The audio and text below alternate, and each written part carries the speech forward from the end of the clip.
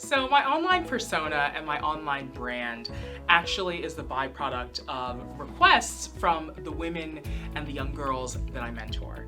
And look, I believe that when somebody asks for something, you give it to them. So I wanted to make sure though, in response to a global pandemic, that anyone who had a phone and internet connection could access the material that I was putting out there.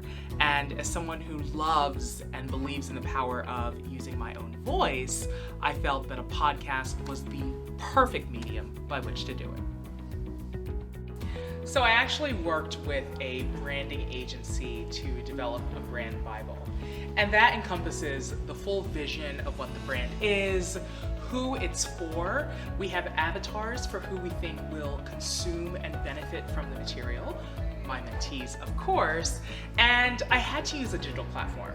It's 2021. Everyone consumes everything of relevance digitally, and if I wanted my material and my brand to be relevant in today's world, it had to be digital.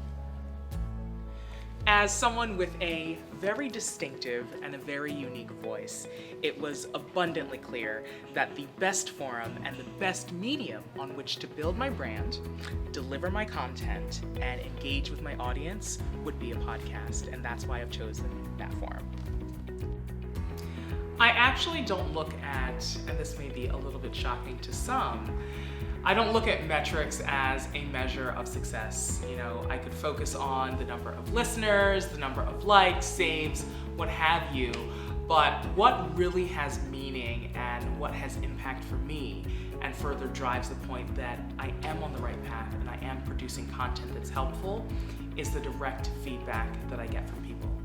If I were to focus on metrics, I would never have understood that even people who are learning English for the first time have actually benefited from listening to my podcast and also listening to the journey because our journeys have been similar.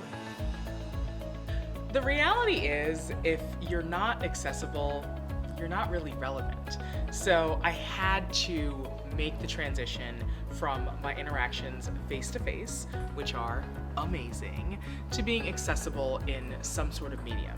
And that's really enabled me to have connections with people all over the world that I otherwise would never have thought would benefit from my brand.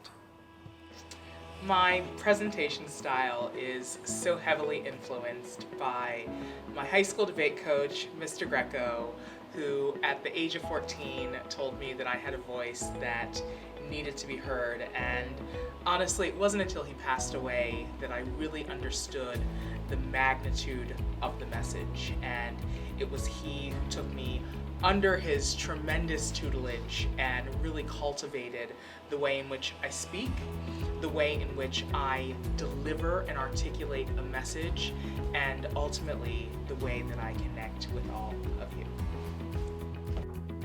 So the content comes from my experiences as an immigrant to Australia and also experiences that I've had in the corporate world. Now we create 4 pieces of content to promote each episode. Those themes are around the promotion of the episode, we take a quote from the podcast itself, a soundbite, and finally, as a takeaway from anyone who's listened, we also do a slide through with lessons learned from those themes. The subject matter is, quite frankly, based off of my life. It's based off of my experiences, and when I was looking to record the podcast, I wanted it to feel almost like a story and to have the same flow of a story that gives you various elements throughout my journey, from the start of my career to being able to migrate to Australia and the various challenges that I've had along the way. The legacy that I wish to leave behind, and ultimately what I hope to continue to live in my everyday, is that regardless of where you're from, regardless of what's happening in your life, if you are willing to work hard and you are willing to be resilient and tenacious, that anything is possible. And a kid from Philly like me somehow made it out to Sydney, Australia, and continues to thrive and continues to do great things. So if I can do it, I hope that through telling my story, you see what's possible for your life too. I think anybody who has any degree of self-awareness will have some degree of trepidation when they're putting themselves out there to who knows how many people. But the best piece of feedback that I received was from a woman in the US who's learning English as a second language. She said that she found so many parallels between our stories, me as an immigrant to Australia and her as an immigrant to the United States. And it just showed me on so many different levels not to close myself off to how wide my potential audience could be and the number of lives that could be impacted.